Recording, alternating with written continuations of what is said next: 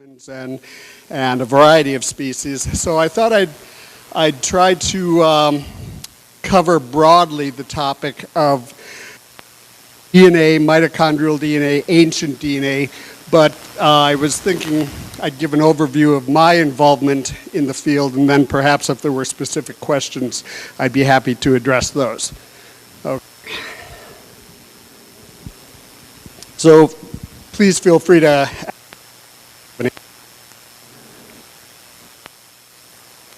Okay, so generally I thought I'd talk about this mitochondrial DNA. We hear a lot about mitochondrial DNA. What is it? How is it different from, regular or DNA generally? DNA, what is ancient DNA? And anything can so-called ancient DNA tell us about earlier people. And then the question of, can DNA tell us anything about ethnic affiliations and ancestry? Okay, so we're living in a time where people have access to DNA. It isn't too long in the past when DNA was a more esoteric thing. People perhaps unless you had reason to have a genetic test because perhaps you had, the possibility of having a genetic disease or something, people would not have their DNA tested. But now, anybody, in fact, perhaps some of you can order a kit, spit into this little cup, send it off, and you can have your DNA analyzed. So this is becoming a fast-growing segment of the DNA industry. In fact, it's been termed recreational DNA because people are just oftentimes are very curious. So you can send there are a number of companies that you can, do I have a pointer here? Oh well. So perhaps you've heard of 23andMe. 23andMe is a big company. There's many others. There's the Ethnographic project that's sponsored by National Geographic.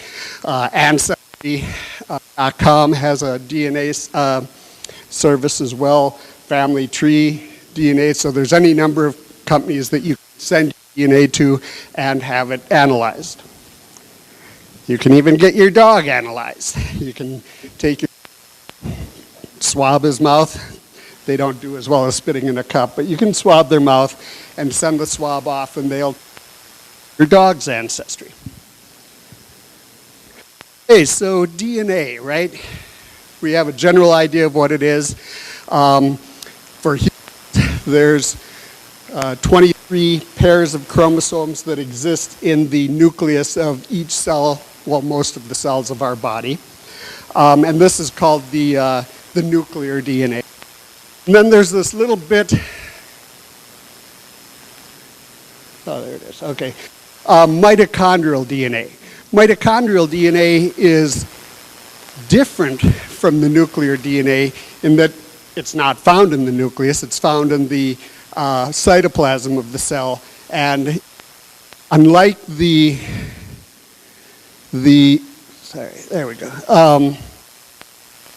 nuclear DNA where we get half from our mom and half from our dad, with the mitochondrial DNA, you inherit all of that from your mother. Okay? Another unique chromosome is the Y chromosome here. Of course, males have the chromosome. So, as I just said, the inheritance of DNA, generally you have, so an individual here has one chromosome that comes from their mom, one from their dad. If they're male, they got a Y chromosome that was passed on from their father, and that their father got it from his father, and so on. So the Y chromosome is passed on from male to male. And then the mitochondrial DNA is passed on from a mother to all of her offspring. So these two bits of DNA are called lineage-specific DNA, because they're inherited without any recombination from between chromosomes. So if we look at the other chromosomes, each generation there's this process in the formation of the gametes that's called crossing over.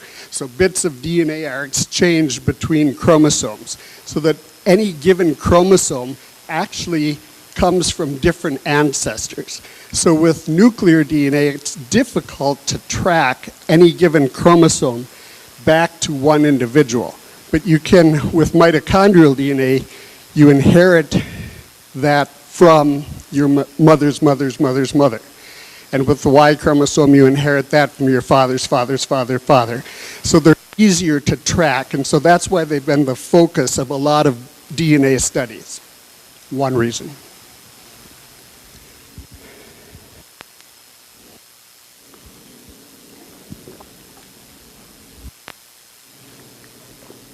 So what is ancient DNA? Well, ancient DNA is the same DNA. DNA is a very hardy molecule. In the right circumstances, it can last for a very, very long time. Degrades over time. So in the presence of light and water, it'll start to break up into smaller chunks. But given the modern techniques that we have, we can actually take this DNA from ancient sources and we can still analyze it. Okay. Perhaps some of you know about the Neanderthal genome. So Neanderthals lived in Europe and Asia up until about 30,000 years ago, and been able to get DNA out of fragments of bones of Neanderthal and actually look at the genome of Neanderthals and compare them to modern humans. So DNA, ancient DNA is basically, it's a term that's loosely applied to anything that is not modern. So we could be talking about something that's a couple hundred years or a couple thousand years old, okay? So the techniques we have for analyzing DNA have been changing very fast. So I'll be talking about some of the research that I had done for my dissertation. In the olden days, in the present, we're able to basically take DNA, these small fragments of DNA, and we're able to analyze them. In the past, you couldn't really do much with broken fragments of DNA. That's why people focused on mitochondrial DNA, because I'll talk a bit about that in a bit. But you were more likely to get intact fragments of mitochondrial DNA. With our present techniques, we're able to extend the analysis beyond mitochondrial DNA, and we're able to actually sequence the whole genomes of people who lived in the past. So, I know you've heard about mitochondrial DNA. So why all the fuss about mitochondrial DNA? It's just this one little circular chromosome that's inherited separately from the nuclear DNA. So why did people make such a big deal of it? Why were all of the early studies focused on mitochondrial DNA? Well, there's a number of reasons. One is that it's more likely because you only have 2 copies of any given nuclear gene, you may have hundreds of copies of mitochondrial DNA. So you're going to have many, many, many more copy numbers of DNA, of mitochondrial DNA in a given bone or tooth or hair shaft than you will of nuclear DNA. So there's more of it. And because, so here's a mitochondrion, oops. Here's a mitochondrion, and this is the mitochondrial DNA. It's a circular bit of DNA, about 16,000 bases, A, T, C's, and G's long. And because it's circular, it's more hardy, whereas the chromosomes are very long and they have a tendency to break, to physically break. So mitochondrial DNA is much more likely to survive. You have more copies of it per cell, and because it's passed on clonally from mother to offspring, you don't have this problem of recombination and trying to determine what ancestor. So it has certain properties that people found appealing in early analysis. Excuse me. So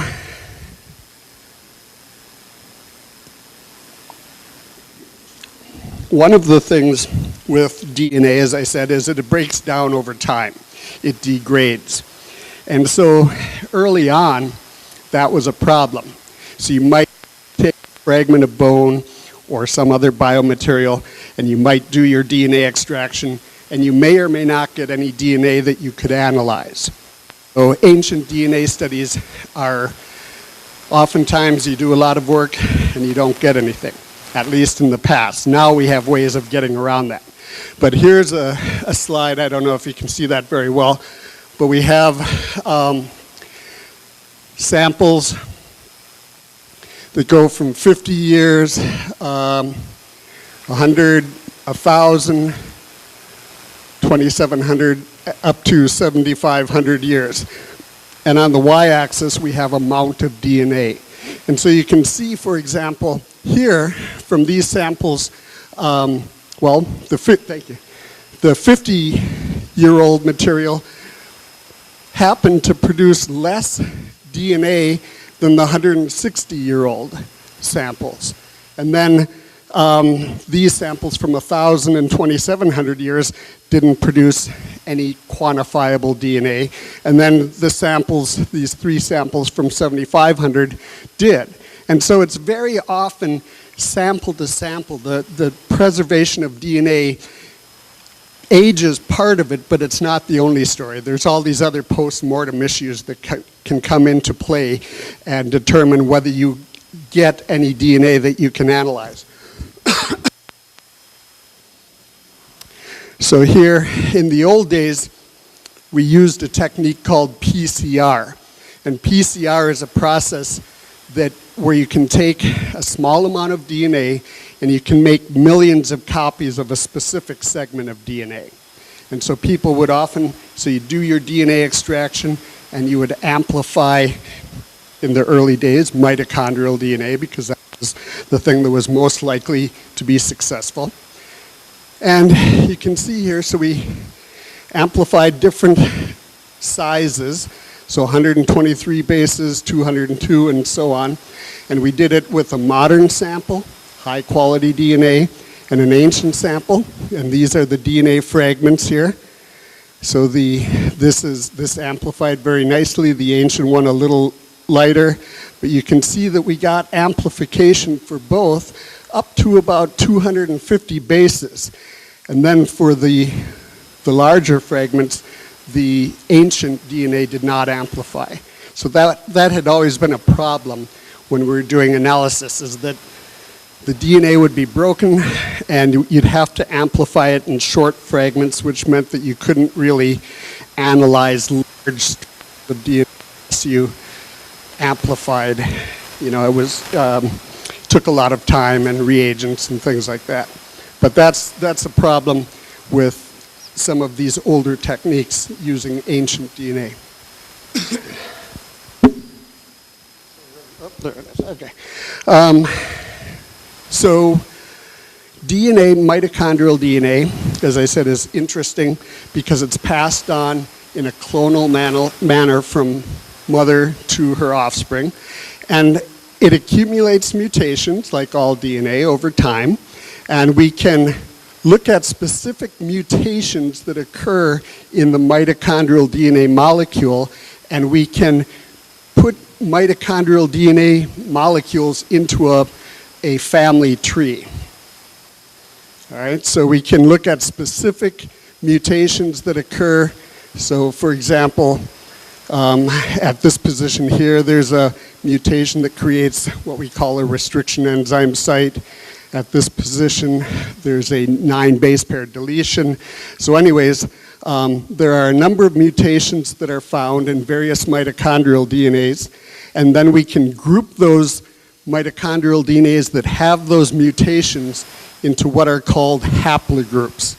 And so haplogroup A, everybody who belongs to haplogroup A has this mutation. Everybody who belongs to haplogroup B has this mutation, and so on. And then we can further look at mutations within groups to subhaplogroups.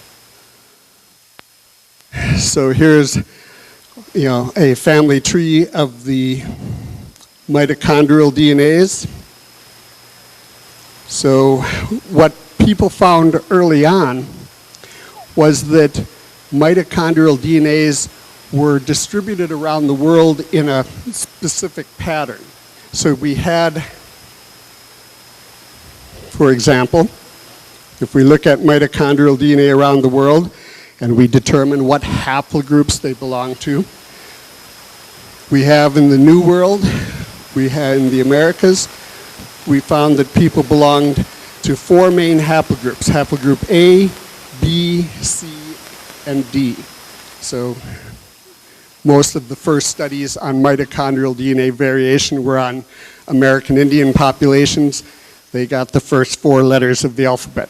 And as people looked at other populations, they saw other haplogroups. And so now there's about 30 or so haplogroups that all modern people fall into. But you could look at DNAs from people from different populations, and you saw, for example, in North America, you have a lot of haplogroup A, and as you move down through South America, the frequency of A decreases and the frequency of haplogroup D increases. So there's some interesting patterns in the distribution of mitochondrial DNA. And then we see A, B, C, and D also in Asia.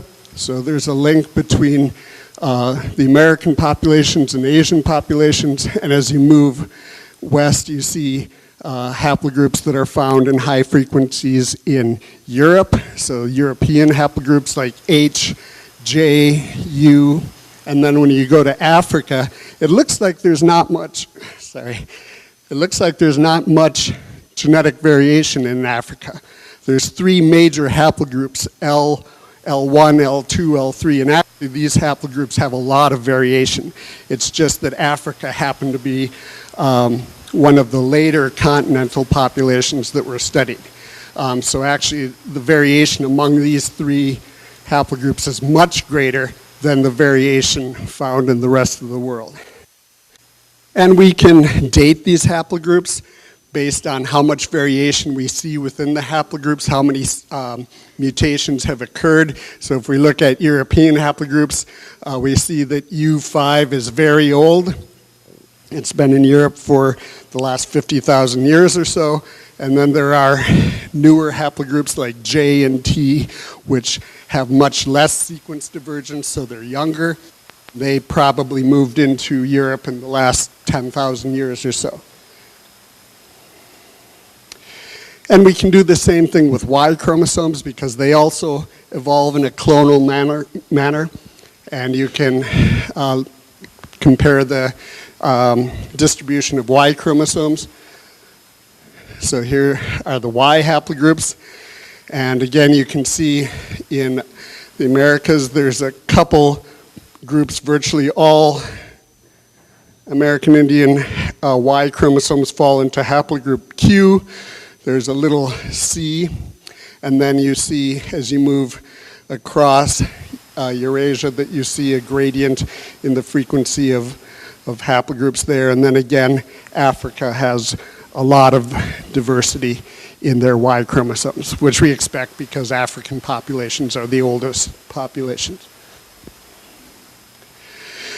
So when I started my work, I did my dissertation work at the University of California, Davis, and I worked with Dave, who was interested, among other things, in looking at population histories in populations in the New World, and mitochondrial DNA back in the early 90s was becoming popular, and so I thought, well, perhaps we could apply, look at the mitochondrial diversity in Native American populations.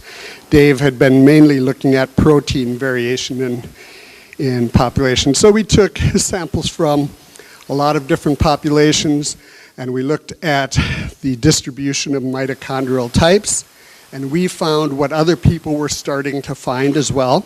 So this was back in the early days of mitochondrial work, that all Native American populations fall into the 4 main haplogroups, A, B, C, and D, and that these haplogroups are not distributed equally, that if you move, if you look geographically, you see high frequencies. Now these are old slides, we have more data, but this is back from early 90s or so. If you look in the Arctic and the subarctic, you have a lot of A, no B, some C and D. And as you move geographically, you see differences. So that in the Southwest, you have very high frequencies of B and so on. So there's some geographic pattern. And if we look, for example, at linguistic groupings, you see, and this is partly also because linguistic groups are not randomly spread out. They're also, it's confounded with geography. But you see, for example, that they do not cluster necessarily by linguistic affiliation. So we actually found that groups in the same area, even if they were from very different linguistic groups, had similar mitochondrial DNA profile. So towards the end of my PhD, I had the opportunity to collaborate with John Johnson, who's a scholar down at Santa Barbara. And he works at the Santa Barbara Museum of Natural History. And he heard about my research on Native American mitochondrial DNA. And he was interested in applying this to Southern California populations, specifically the Chumash. So the thing is, there are no full-blood, quote-unquote, Chumash alive today. There are a lot of people who have various degrees of Chumash ancestry. And so John, being the well-rounded scholar he is, has been doing a lot of archival research on the civil records from the Spanish colonial days in California and the mission records. There are Franciscan missions, of course, that dot the coast, up and down the coast. And so John went to these records and using genealogical research, he could identify individuals in the records, looking at births and marriages and deaths and so on. And he knew where these people came from. So he knew, so here are the missions here. And there were hundreds of villages that surrounded the missions. And so he was able to track individuals. So for example, he might know a given individual lived at a certain village at a certain time, and using the genealogical records, he could identify modern day descendants who were descended from this person, and even though they may not have full blood Chumash ancestry, he knew that their matriline, their mitochondrial DNA, had to have come from this woman. So he was able to identify about 80 individuals, and we did the mitochondrial analysis, and we found, again, some interesting things, that the percentage of the mitochondrial haplogroups varies from population to population, so that Chumash, for example, have a lot of haplogroup A and a lot of haplogroup D and no haplogroup B, whereas the Uto-Aztecan speaking populations that lived around the Chumash have very high frequencies of B and C and very little A. So again, it was, I guess one of the points here too was that not all Chumash, for example, belong to any one haplogroup. So you might have some Chumash who are haplogroup A, and some Chumash who are haplogroup D, and the haplogroup A Chumash would, at least in terms of mitochondrial DNA, they would be more closely related to haplogroup A individuals in other populations. And the haplogroup D Chumash would be more closely related maternally to haplogroup D individuals in other ethnic groups or linguistic groups. And so we knew early on that, at least looking at mitochondrial DNA, each group was not, they were not more closely related to each other genetically than to members of other groups. So it's not like you could type, let's say you have DNA from a skeleton, it's not as if you could type it and say, oh, this is a Chumash skeleton or a Luisenio or something else.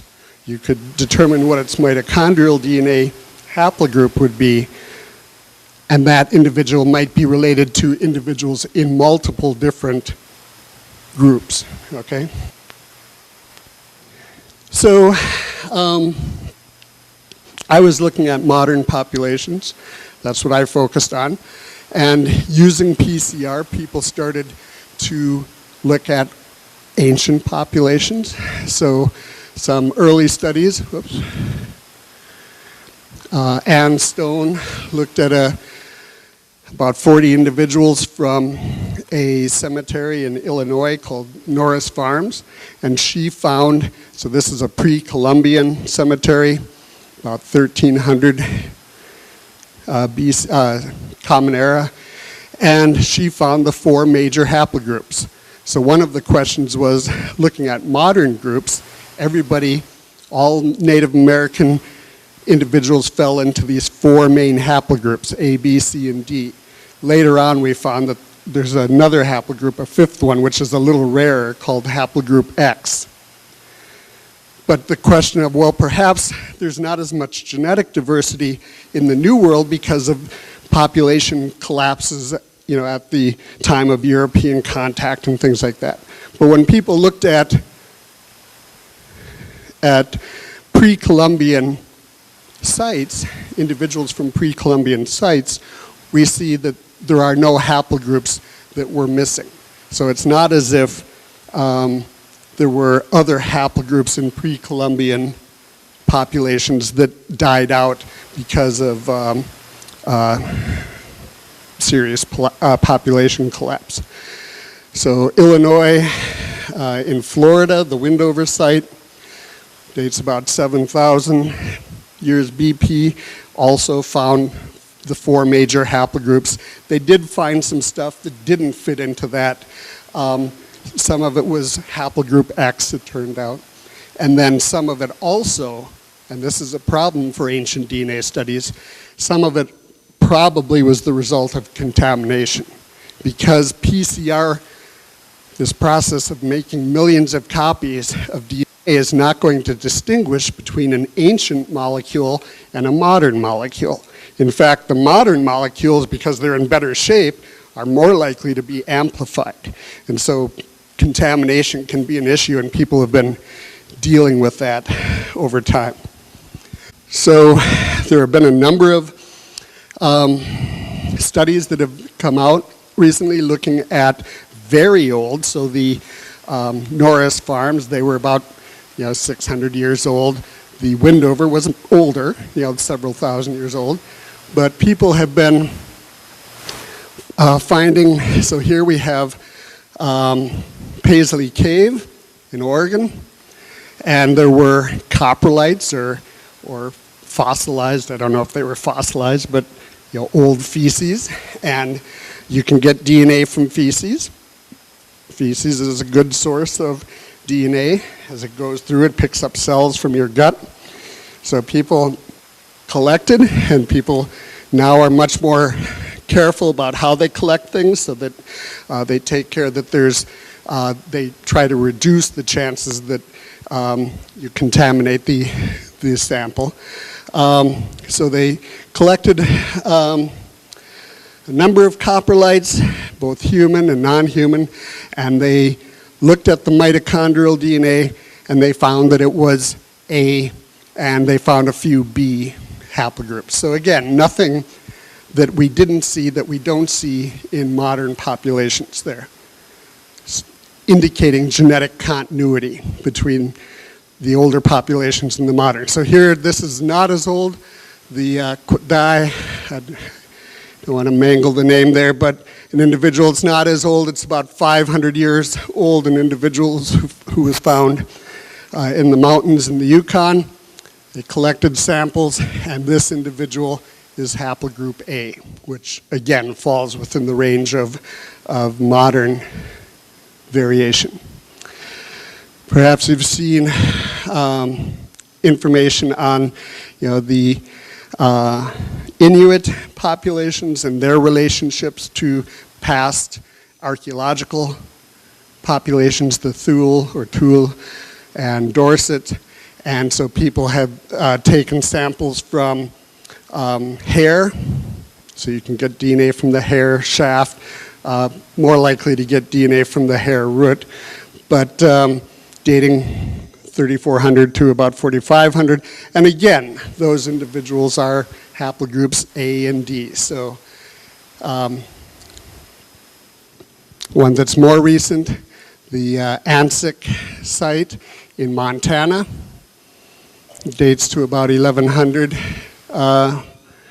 years BP, and again, is haplogroup D. So we're able to at least get mitochondrial information with this infant.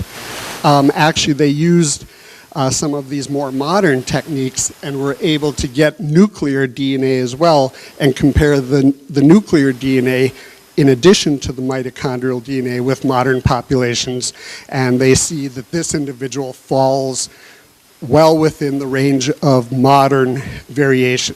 So it's, I know, one of the big issues that's been talked about is whether modern populations and paleo populations are ancestral and descendant, because there's been a lot of studies on morphometrics and things like that, and indicating that perhaps there's some discontinuity, or that paleo populations derive from a different area than modern populations, and the DNA is not showing that. The DNA is showing a continuity between the paleo populations and the modern. Another recent find in Mexico, in a cave in Mexico, an underwater cave, young woman, I believe, and again, analysis of her DNA, she's haplogroup D. Now, it is interesting that there's so much D in these paleo populations, because it's not as common in modern North American populations, but still, it is one of the four major haplogroups. And then we have On Your Knees Cave, and individuals dating to about 10,000 BP, again, haplogroup D. All right. I don't know how much time. So that's all mitochondrial DNA. And so there's been a lot of research on mitochondrial DNA because it's easy to get, it's easy to work with, it's more likely to survive, and so on. But given our new techniques where you can take the small fragments and you don't have to amplify them, you just take the small fragments and you sequence them directly, so you're able to actually get nuclear DNA as well, and you can look, what people have done is they've identified what are called ancestral informative markers, or AIMs. And early on, Mark Shriver from Penn State played a role in identifying AIMs that would indicate ancestry. at least for the major continental populations. So for example, he had identified some, I guess I should say, so here's a famous one, Duffy null. Duffy is a blood group marker. It's one of the blood groups. And virtually everybody in sub-Saharan Africa has what's the null allele. And then people outside of Africa are either Duffy A or Duffy B. And so in terms of sub-Saharan ancestry, the Duffy marker is a good marker. But if we look at other markers, we see that it isn't quite as, so for example, LPL, in sub-Saharan African populations, they have 97% of the alleles are one type, and in Europe, it's less, but it's not as stark as we see with the Duffy markers. But if you get enough of these markers, of these aims, and type people at them, you can get a sense of where their ancestry comes from, at least on a macro geographic scale. And so you can use computer programs that will take the data and they'll generate the likelihood that an individual comes from a certain population. So for example, these are I think, so each one of these, you can't see it, but each one of these is a column here, and there's about over 1,000 columns. So each one is an individual, and the colors just indicate different membership in different groups. So you can see if you run this program and you ask the computer program, well, how many groups, if you have 1,000 people from around the world, what is their membership in any one of the 4 groups? And it'll spit back data here such that early on, if you just break it into 2 groups, you get Africa and then everybody else. But at least with this data set, you see that not everybody, or hardly anybody, nobody, it looks like, belongs to just one group. So everybody, so these non-African populations here have some amount of African ancestry as marked by the green, and the African populations have some amount of non-African ancestry marked by the.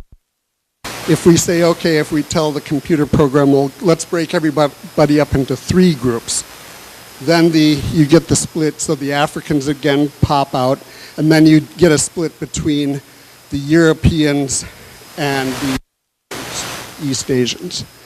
All right, but again, you can see that virtually everybody has some ancestry that is derived from another population.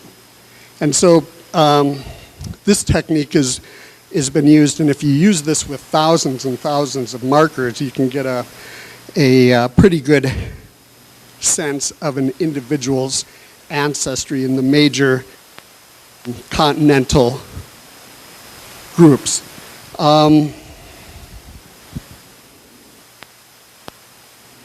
So if you go to 23andMe, for example, they will basically do this analysis, but they're using several thousand AIM markers. All right. I think I've rambled on enough. I don't know if I answered anybody's questions, but maybe we could bring the lights up if people had specific questions that they wanted. So I know one of the questions that this differentiation between oceanic and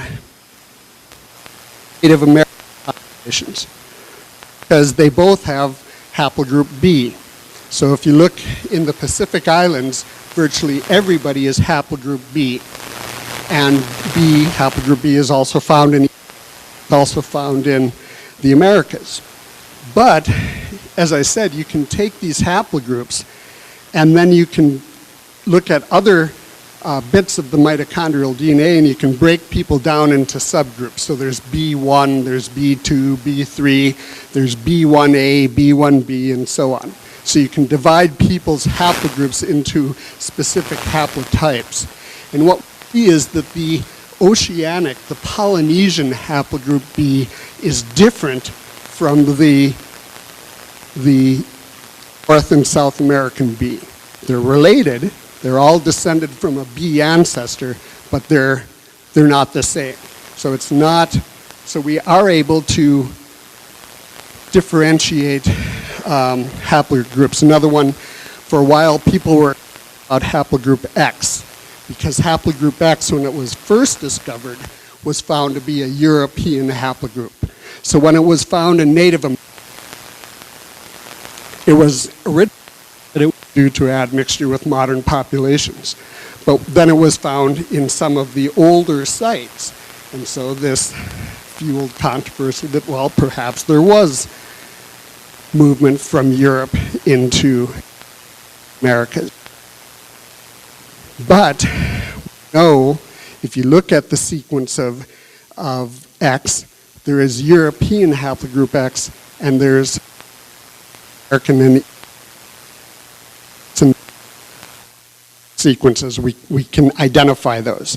So that yes, there is a common ancestor of all haplogroup X mitochondrial DNAs, but we can differentiate them. So I don't know, maybe I've confused people more than, but anyways, sometimes I confuse myself. So I thought perhaps if people had specific questions, I guess to answer my question, what can DNA tell us about ancestry and ethnicity? DNA is very good at addressing ancestry. It's very powerful for saying this individual is more closely related to this individual than that individual, for identifying bodies at crime scenes and so on. Ethnicity, though, is another thing. What does it tell us about ethnicity? Species, we've been around as a species for about 200,000 years. Ethnic groups are very, very, very recent, relatively recent, compared to the age of the species. And for the most part, we do not see, it's not as if ethnic group, that, for example, if you look at, it's not as if all Irish are more closely related to each other than they are to the English or the Spanish or whatever, all right? There are chondrial groups and other, if we do the whole genome analysis, we see that there's been a lot of movement of people around the world. I remember when I was at a conference and there was a fish biologist and he put up a tree of fish mitochondrial DNA. And it's nice and neat. So a stream in North Carolina, a stream in Alabama, a stream, and you see geographic separation, and all of the Alabama trout or whatever are more closely related to each other mitochondrially than they are to North Carolina and so on. Fell out very nice. When I showed him the human mitochondrial tree, it's messy. And he says, wait, this data, there's something wrong, and it's not. This is the way it falls out. So if we look at any segment of DNA, whether it's the mitochondrial DNA or a segment of the nuclear DNA, we see that we have ancestry with individuals in a variety of different ethnic groups. So I guess that's the short answer to the question that I posed on the first slide. But anyways, if anybody has any questions, I'd be happy to answer them. Otherwise, thank you very much. Thanks for listening. Thanks.